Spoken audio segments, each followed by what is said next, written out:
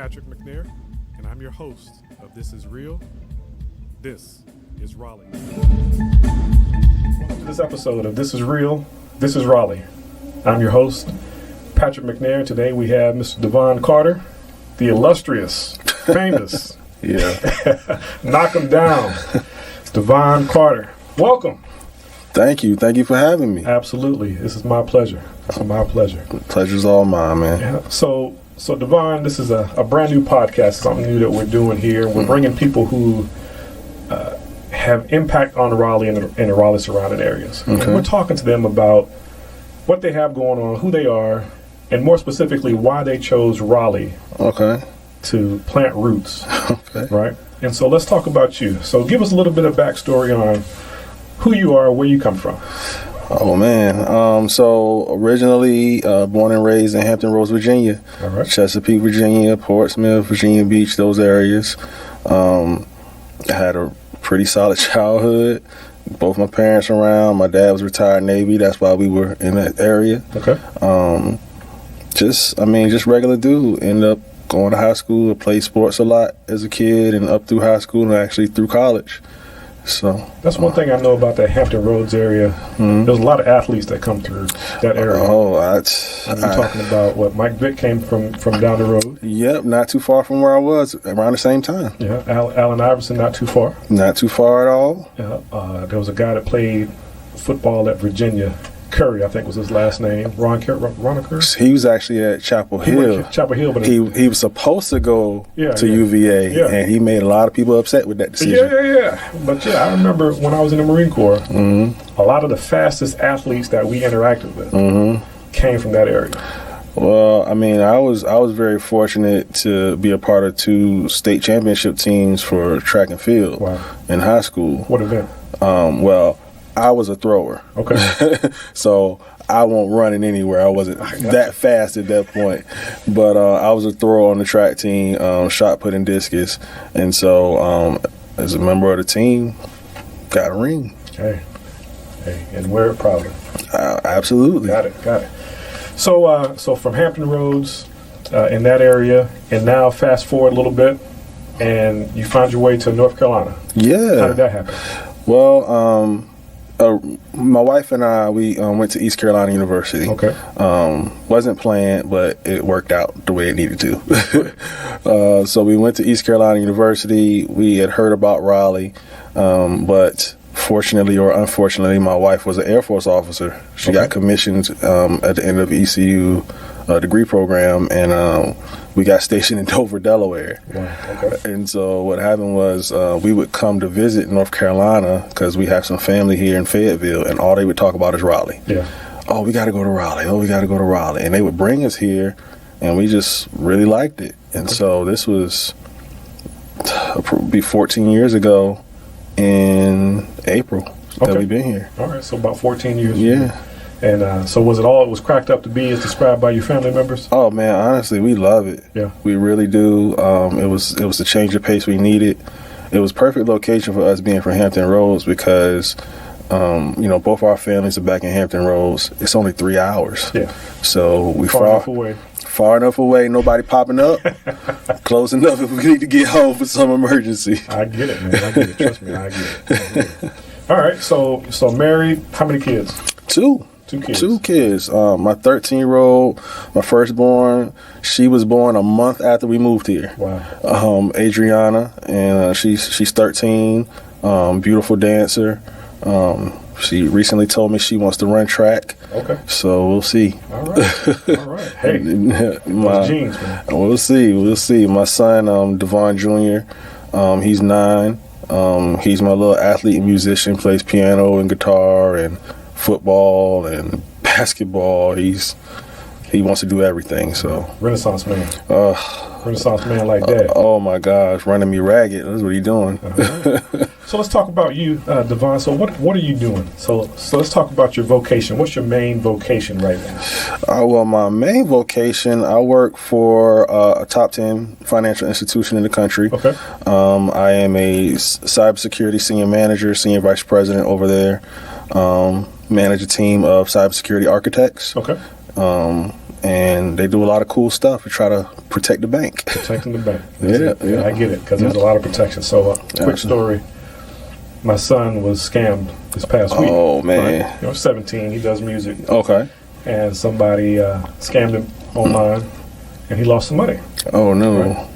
But when you don't listen to Pops, you have to pay the price. It's funny how that works out. And I told him to his face, look, that was a $300 life lesson that you just paid for. Mm-hmm. And hopefully you won't make that same mistake again.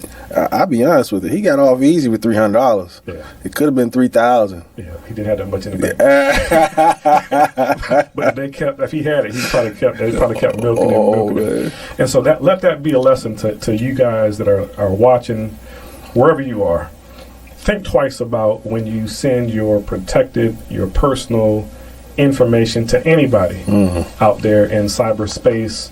Whether it be online, whether it be text message, whether it be Facebook, whatever it is, just be careful of who you're sending information to, whether that be money or, again, your personal information, because there are people out there that will set up shop, and their mission for the day is to see how many suckers they can come up with and take home that money to their wife and kids. So, no, that's a great life lesson. It's something MGM casinos could have learned from. Understanding how to verify people's identity to make sure people are who they say they are, because that's how that big breach happened. So yeah. And so let's stick with that cybersecurity track right now, and those emerging threats from wherever they're coming from around the world, whether they're coming from Nigeria or Russia or China or wherever. In your line of work, in your expertise, right now, what's the biggest or one of the biggest threats to, let's start with the larger companies and we'll go down to the smaller business. That's a great question. The biggest thing I see with the large corporations, the big enterprises and things like that is sometimes I think they get away from the basics of cybersecurity or security in general, right? If you think of it like a house, right? You have this big 2-story house, and you spend millions of dollars on an alarm system, but just for the second floor. Yeah. Front door wide open. you don't have a door. You gotta nothing. Just walk on in. Yeah. But up top, you straight. You solid. You protected. Yeah. So and that's what's happening. We're kind of leaving the front door open from that aspect. We're not patching systems. You'd be surprised at how many attacks happen because of unpatched systems when a patch had been available for months and months, right? Just simple things. And so when you're talking about on that level as an architect, when you're building these networks or overseeing these networks, is that something that you emphasize to your team that you manage? Is that, hey, let's pay attention to the basics? Or absolutely. It's we have a checklist that we go through to keep us disciplined, right? We want to check out the access control mechanisms. We want to check out IAM and privileged access. We want to check out network security. We want to check out application security. We want to check out who's connecting, who shouldn't be connecting. All those different aspects we examine to determine where the risk and where the threats lie. So that's our job. So when I was in the Marine Corps back in 1990, I think 96, 95, I was in California, stationed in California. I was in electronics school. Okay. And this master sergeant came up to me and said, McNair, where are you from? And I said, I'm from Raleigh, North Carolina. And he says, why did you join the Marine Corps? He says, don't you know that Raleigh is one of the best places in the country to live? This is like 1997, 96. And I was like, well, I like it. And he's like, it's the research triangle, and it's all this, and it's all that, and there's so many schools. And he was just like, you're just an idiot. He almost cussed me out for joining the Marine Corps and leaving Raleigh, North Carolina. Wow. And, thinking back to that conversation, I've played that conversation over and over in my mind throughout different phases in my career. When we look at the landscape of Raleigh, we're exploding. Yes. And there are a lot of businesses coming here. You got Apples, the Googles, the different infrastructure companies and batteries, battery plants coming in. Do you see, when you look at the landscape and how it's changing, do you see yourself as one of those people who can be leaned on to give some guidance when it comes to setting up, protection and these architects or these networks? Do you see yourself as being in a position to help some of these emerging companies? Oh, absolutely. I don't claim to be a know-it-all, but I certainly know enough to where I can be a very big help to these corporations and provide some guidance and some ideas for how to protect themselves and such. So yeah. When it comes to this area, I know because I've been affiliated, but those at home may not be aware. There's a network of people who will come together and network with ideas and share ideas and strengths on how to harden those networks. Let's talk about some of your experience with those networks of individuals and organizations. So that's interesting. So I'm on the board of directors for the Raleigh chapter of the Information System Security Association. And so very, very solid network. I've been a part of it for nearly a decade. Yeah. And what we do there is we really look to try to provide guidance for those people who are looking to get into the cybersecurity industry.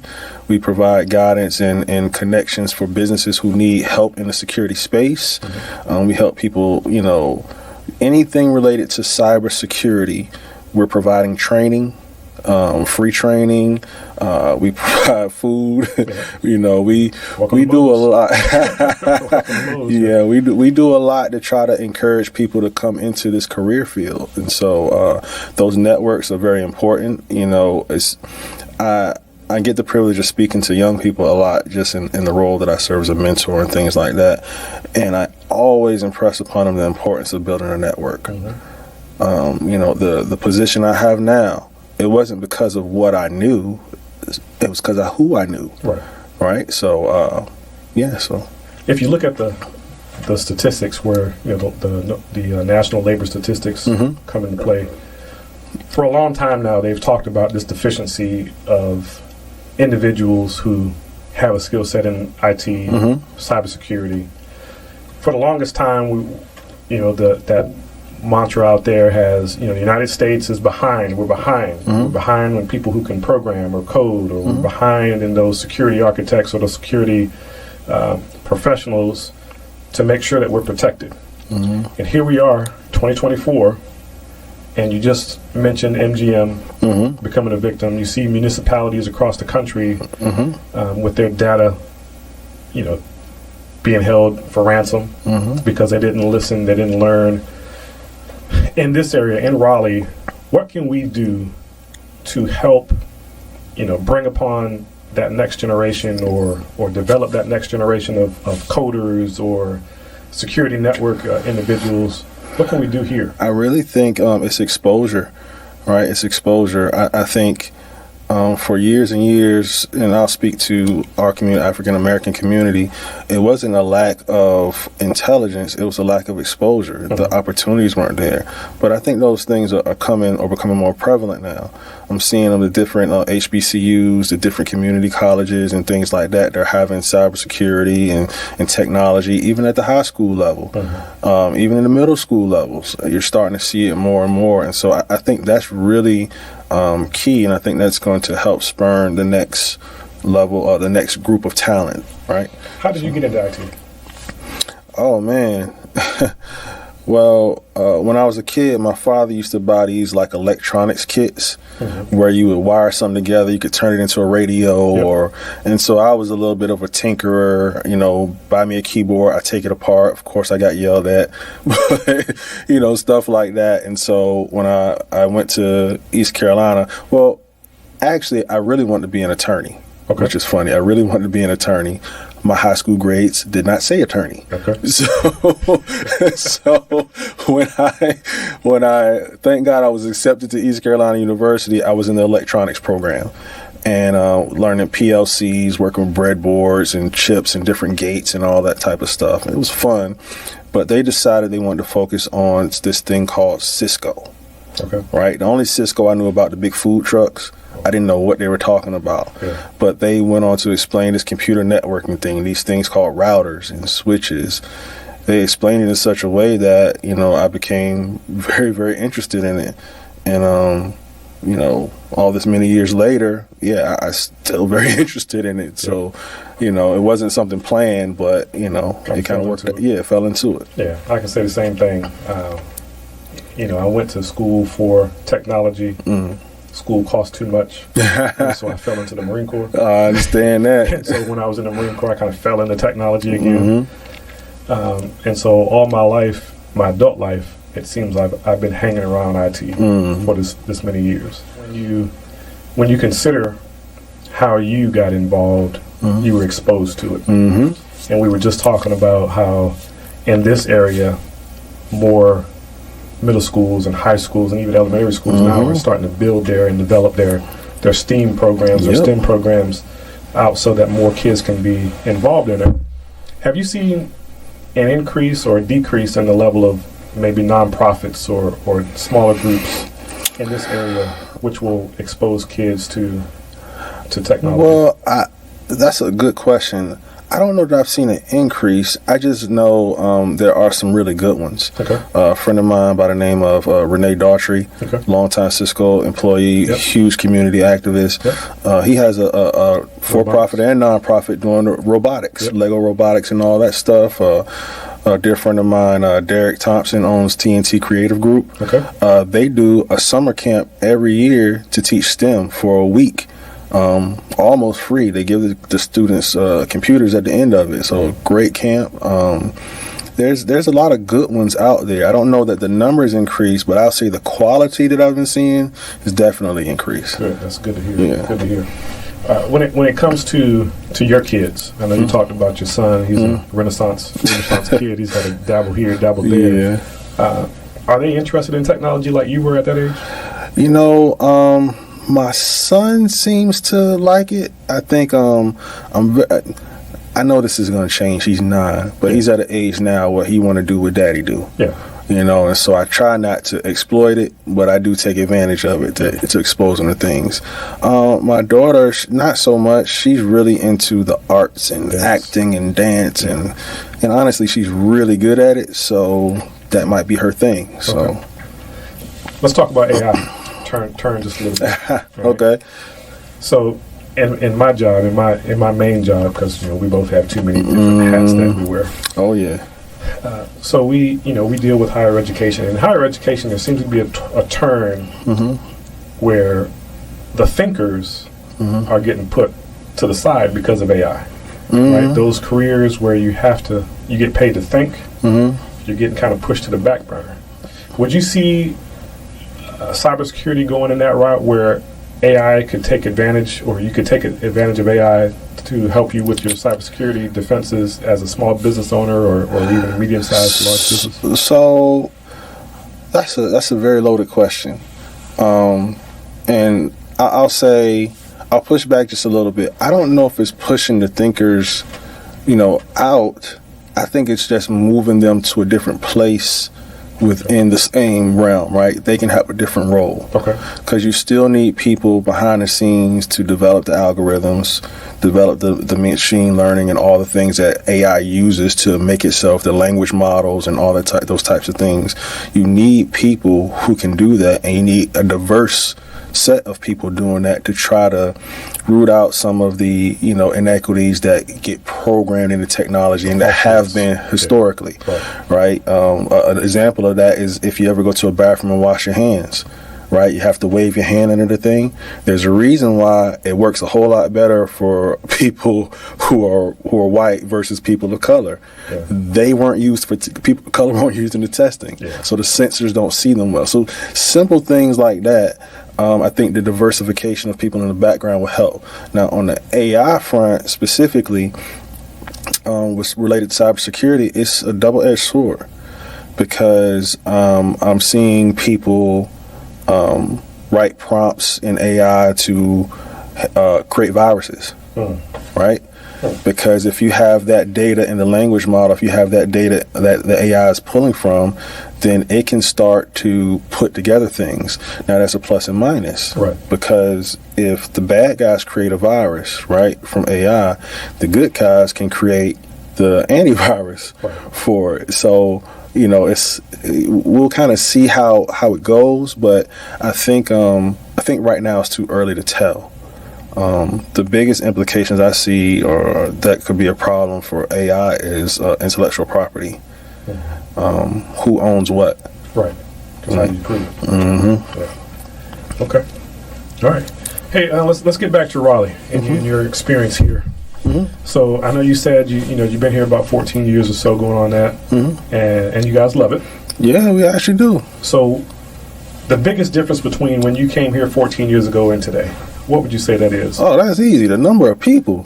Oh my gosh, it's a great place, but please stay away. Traffic is getting terrible. Yeah, traffic is bad. Traffic is horrible. And given where we live near the Wake Forest area in North Raleigh. There was hardly ever any traffic there. Now, it's crowded. Oh man. What do you think is some of the bigger things that Raleigh needs, as far as, coming from your background, IT, infrastructure, cybersecurity? What are some of the bigger things that a Raleigh, world in the business sense needs? Ooh, in the business sense. Yeah, in the business sense, We know we need more roads. Yeah. If not more, at least make them a little wider. That's a good question. I haven't thought about that from a business sense. What do they need more of? So let's take it from this perspective. Okay. You see Apple coming in here, right? In the area. Google coming in here in the area. You can see all the universities around, a bunch of smart people, right? But what makes Apple successful here? Well, honestly, we have so many universities, right? So we have a lot of young talent that's coming out of these universities that can go right into Apple and Google and such. We have the Chapel Hills and Dukes, but we also have the North Carolina Centrals. They have a wonderful cybersecurity program. We have Shaw University right around the corner from us now. Yep. They have a wonderful cybersecurity program that they're bringing along. Dr. James Brown over there is doing a lot of great things. So, I mean, that's what it is. That's when those corporations, those technology corporations come around, that is one of the things they consider is, will they have a workforce that can come in? And because of all the university and the talent and the smart people in this area, that's why this is so attractive, right? So long term, you think it's a great spot for some of these larger corporations to build and to set up roots? Because of the workforce? I do think it's very advantageous to them, but just like there's a plus to it, because it's going to help jobs, create opportunities, people getting paid more and things like that. There's another side of it too that, everybody's experiencing, the explosion in house prices. Yeah. My wife and I, we love the parade of homes, right? The thing you go around, you look at fancy people's houses and stuff like that. So I love that bathroom. Yeah, exactly. So we went one year, and it was a house. It was a beautiful home, but size-wise, it was on par with our home, and it wasn't too far from us, within like a mile or two. And they wanted $1.1 million for it. Wow. And I'm trying to figure out why. Right. Yeah. And when I talked to the builder, this is exactly what he told me. He said, we're not building houses for local people. We're building houses for the people that are moving here. Right? And so what is that doing to the area? It is pricing local people who've been here for years, is pricing them out of opportunities to get, bigger house, move up, or even get a house in general, their first house. So that's a concern. I can appreciate that, especially those college kids. Yeah. Their first job, they might go to work for Apple or Google or one of these major corporations, but they can't afford to live within striking distance. No, you can't, and that's why we have this proliferation of children with their parents until they're 25 and 27. I'm one that says the devil is a liar.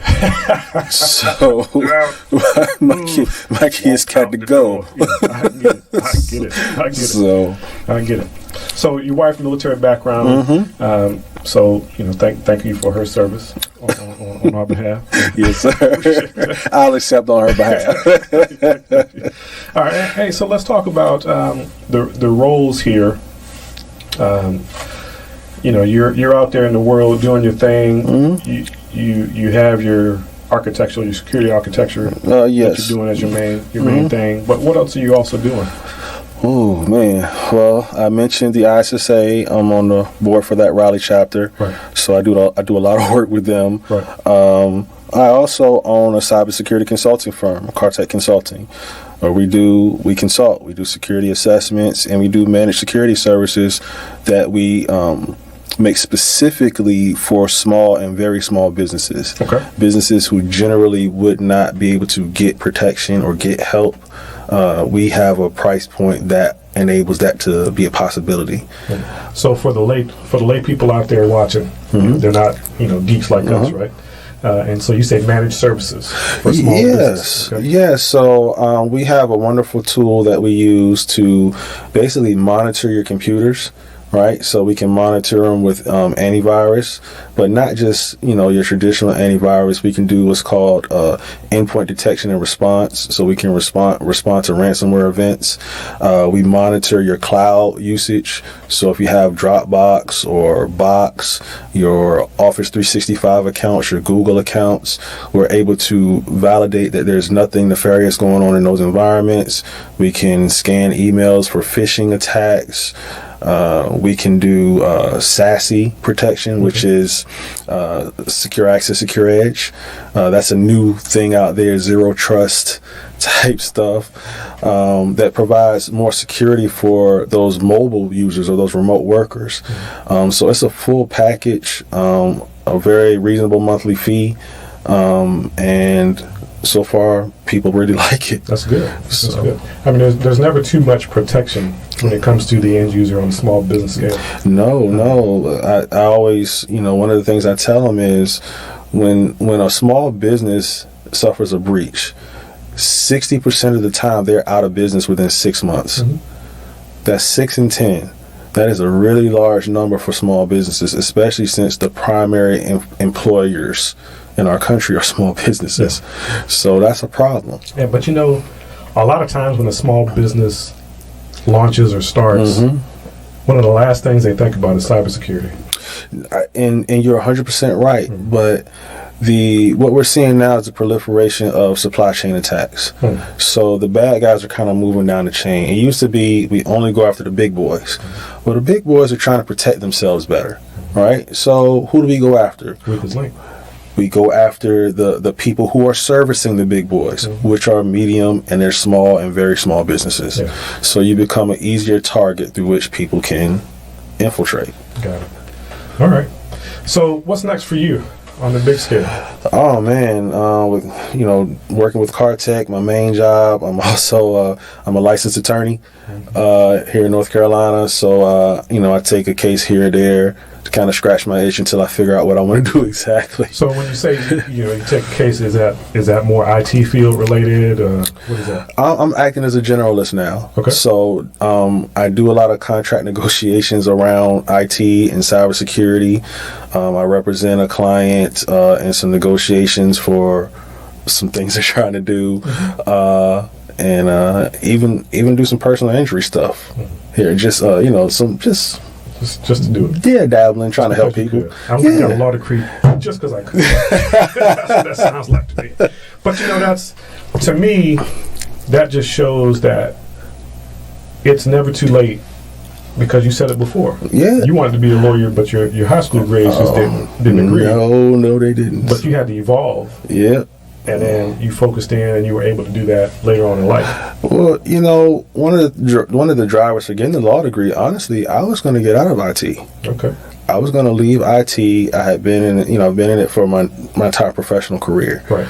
And so I was thinking, all right, well, maybe now is the time to branch out.